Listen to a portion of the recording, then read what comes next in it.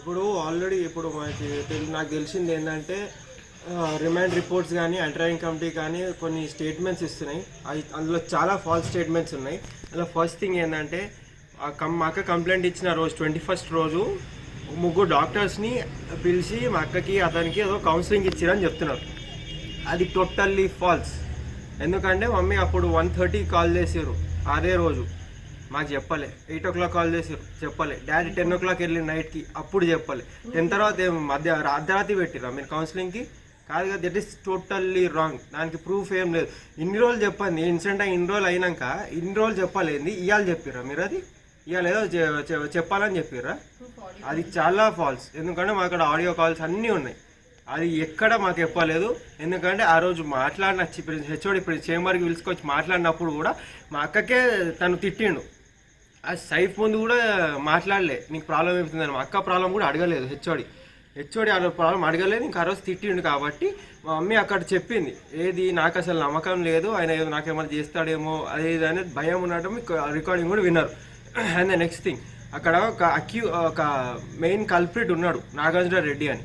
ఆయనను కూర్చోబెట్టుకొని మీరు కమిటీ పెట్టి విచారిస్తున్నారా, యాంటీ ర్యాగింగ్ కమిటీ అని? అతను ఒక మెయిన్ సపోర్ట్ చేసిన ఆయనని పెట్టుకొని అక్కడ కమిటీ పెడితే ఆయనకి ఫేవరబుల్గానే డిసిజన్ ఇస్తాడు కదా. అతని మీద ఇప్పటి వరకు ఎలాంటి యాక్షన్ లేదు కాక ఆయనను కూర్చోబెట్టుకొని ఇక కమిటీ పెట్టి మీరు విచారిస్తున్నారు ఆయనతోటి. ఆయన ఒక కల్ప్రిట్ అక్కడ. ఆయనను తీసేయాలి ఫస్ట్. తీసేయకుండా ఆయనను కూర్చోబెట్టుకొని ఏసీపీ సార్ కూడా ఆయన ముందు కూర్చోబెట్టుకొని మాట్లాడుతున్నారు. ఆయన ఫేవరబుల్గా తీసుకుంటాడు కానీ డిసిజన్స్ మాత్రం. ఇంకోటి నెక్స్ట్ థింగ్ ఏంటంటే చాట్స్ రివీల్ చేసిరు అన్నారు. ఆ రోజు అక్కడ ఇన్సిడెంట్ అయిన రోజు నేను ఎంజిఎంకి వెళ్ళిన రోజు 22nd రోజు నేను ఎంజిఎంకి వెళ్ళినప్పుడు ఆ ఫోన్ నా చేతిలో ఉండే ఏసీపీ సార్ ఉండే, ఎస్ఐ శంకర్ నాయక్ కూడా ఉండే. వాళ్ళ ముందు నాకు కనిపించని చాట్స్ పోలీస్ స్టేషన్ పోగానే ఎలా కనిపించినాయి, 7కెళ్ళి వచ్చినాయి ఆ చాట్స్. ఇంకేమన్నా అంటే డిలీట్ చేయలే అంటారు. ఎవరిని కాపాడదామని చూస్తున్నారు ఇక్కడ? ఆ డిలీట్ అయినాయి. నాకు కనిపించని చాట్స్ మీకు పిఎస్ పోగానే మీకు డిలీట్ కాలే అని ఎట్లా తెలిసింది? ఆ డిలీట్ అయినాయి, మీరు రిట్రీవ్ చేసిరు అని అంటున్నారు. రిట్రీవ్ చేసేయడం అంటే డిలీట్ అయిన దాన్ని వెనుక తీసుకోవడమే రిట్రీవ్ అంటారు దాన్ని. ఇంకోటి నెక్స్ట్ థింగ్, సైఫ్ ఆల్రెడీ తన డాక్టర్స్కి చెప్తున్నాడు రిపీటెడ్గా, తినక రెస్ట్ లేకుండా డ్యూటీస్ వేయండి అని. ఆ ఇంకో అతని పేరు మీద యాక్షన్ ఏమైనా తీసుకున్నారా?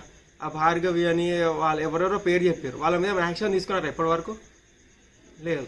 ఎవరిని కాపాడదామని చూస్తున్నారు ఇక్కడ. అండ్ నెక్స్ట్ థింగ్, ఇక్కడ హాస్పిటల్లో వచ్చేసరికి